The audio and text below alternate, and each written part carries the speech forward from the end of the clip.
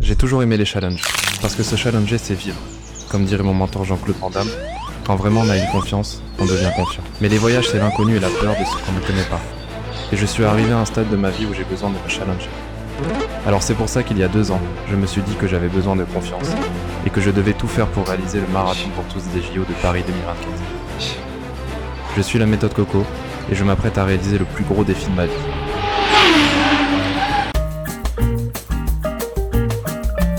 Salut l'équipe, on se retrouve aujourd'hui pour un nouveau défi. Aujourd'hui on va essayer de faire le marathon pour tous. Donc là je me retrouve sous le balcon de Anne Hidalgo.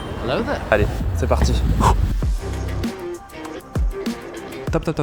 D'abord on va faire un petit point sur pourquoi ce marathon est si important pour moi. C'est la première fois dans l'histoire que des épreuves de course à pied grand public seront organisées en même temps que les Jeux Olympiques et Paralympiques. Il y aura un parcours 10 km et un parcours marathon.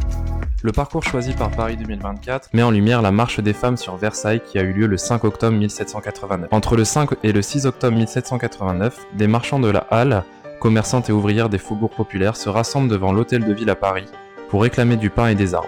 Entre 6 000 et 7 000 Parisiennes, rejointes par les hommes, traversent Paris pour se rendre à Versailles et ramener le roi aux Tuileries. Ce jour-là, le roi Louis Croivet-Bâton Il est difficile d'être le roi de la France. accepte enfin de ratifier la Déclaration universelle des droits de l'homme et du citoyen. La marche vers Versailles a été un moment crucial de la Révolution française, car elle a mis en lumière les tensions sociales et économiques qui avaient longtemps existé en France. Cette manifestation a forcé le roi et sa famille à quitter Versailles et à retourner à Paris avec les manifestants. Cet événement a également contribué à l'affaiblissement de l'autorité monarchique et à la montée en puissance des forces révolutionnaires. La marche des femmes et le parcours du marathon olympique passent donc par des grands lieux parisiens, comme l'Opéra, le Louvre, mais passent aussi par d'autres villes un petit peu plus proches de la banlieue parisienne. Pourquoi je souhaite absolument faire partie de cette course ? J'ai découvert cet événement lors du retour des athlètes de Tokyo en 2021, et depuis ce jour, ma vie, mes entraînements tournent autour de ça. Au total, c'est plus de 84 défis marathon pour tous, 106 000 km, soit 2 tours du monde, et 243 000 points sur le club Paris 2024. Entre-temps, je me suis fait opérer du genou 2 fois, avec toujours comme objectif le fait de revenir le plus vite possible pour prendre le départ le 10 août. Et je cours tous les jours sur Instagram pour vous montrer ma détermination. J'ai réellement tout donné pour réaliser ce rêve. Bon allez, retournons à nos affaires, il est temps de vous dévoiler le parcours. Donc le départ se fait avenue Victoria, juste devant l'hôtel de ville. On tourne ensuite juste au niveau de la tour Saint-Jacques pour reprendre la rue de Rivoli. Ce passage est assez plat, donc avec pas mal de voitures quand les routes sont pas fermées, mais plutôt assez facile pour un départ de course. Ensuite, direction l'Opéra, où on fait complètement le tour de ce magnifique bâtiment. Stop, je vous ai même pas présenté Nicolas, qui m'a suivi pendant tout le parcours en vélo, dans un froid glacial. Je pense qu'il mérite un tonnerre d'applaudissements. Allez, on y retourne. Bon, 3e kilomètre, on est juste en face de l'Opéra. On va tourner juste là, avant de repartir là-bas.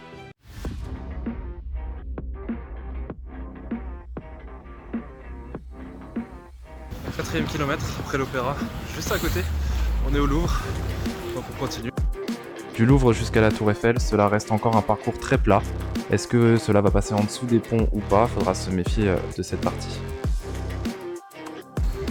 On est entre le 7e et le 8e kilomètre et j'ai une petite surprise pour vous. La fameuse Tour Eiffel. Donc ensuite de la Tour Eiffel jusqu'à la sortie de Paris, c'est des grandes avenues où ça reste quand même toujours très plat. Donc on traverse la Seine avant d'attaquer la Côte des Gardes. 15e kilomètre, on attaque la Côte des Gardes. La plus grosse difficulté du parcours, normalement c'est 200 mètres de dénivelé positif. De Sèvres à Ville d'Avray, cela monte de façon très régulière, avec à peu près 150 mètres de D+, sur 6 km. La partie la plus difficile se situe juste avant l'arrivée sur les monuments de Pershing-Lafayette. Vous avez une côte de 600 mètres à 6% pour arriver sur ces fameux monuments.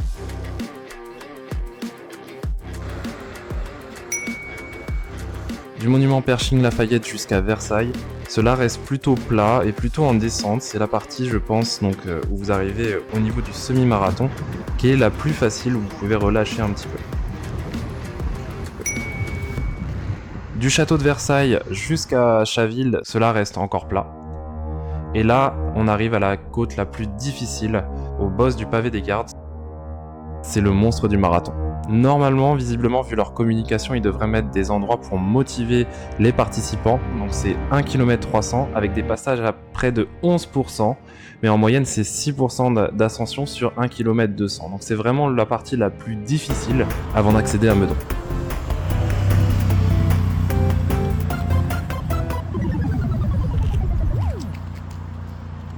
De Meudon jusqu'à Issy-les-Moulineaux, cela reste très descendant. Après cette grosse difficulté, cela va vous permettre de récupérer, de reprendre vos esprits. 34e kilomètre, on est toujours là, il nous en reste 8.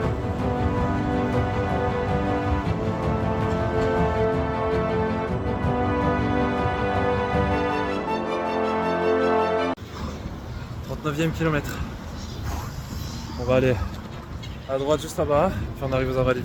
Enfin!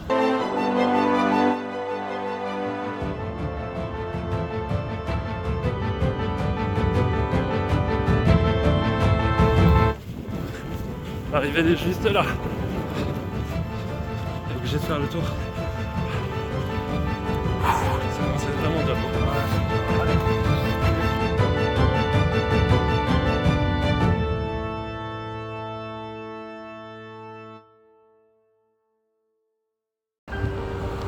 Donc c'est ici que vous allez terminer la vache, votre marathon, juste ici aux Invalides. Nous on l'a fait, on aura tout donné. Voilà, donc au moins j'aurais pu participer à ce marathon à ma façon. Donc je vous fais un petit récap de tout ça, un parcours très difficile, avec beaucoup de montées, notamment juste avant d'arriver à Meudon. Et voilà, moi je vais aller prendre un petit bain, je vais aller dormir, manger, et bien se reposer, un kiki.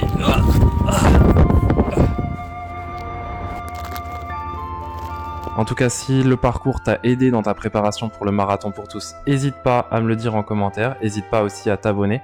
Moi, j'ai toujours pas le dossard malheureusement, j'espère qu'on se retrouvera au départ. En tout cas, j'aurai tout donné pour avoir ce dossard. Allez, à plus l'équipe.